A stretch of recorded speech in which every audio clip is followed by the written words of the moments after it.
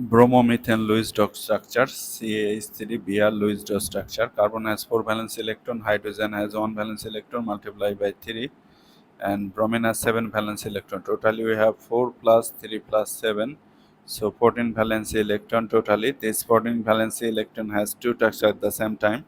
The first task is to connect these 5 atoms together, and for connecting atom just use 2 dot. The second task is to satisfy the octet of atoms and duet of atoms. We need to first satisfy the octet of outer atom first.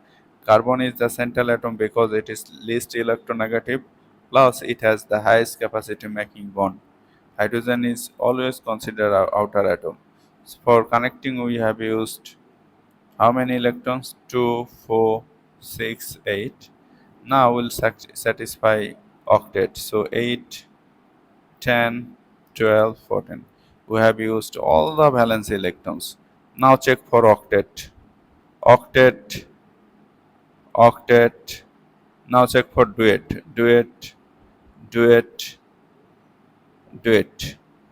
So we can say that this is the Lewis dot structure for bromomethane. You can replace this bonding pair by a line or dash.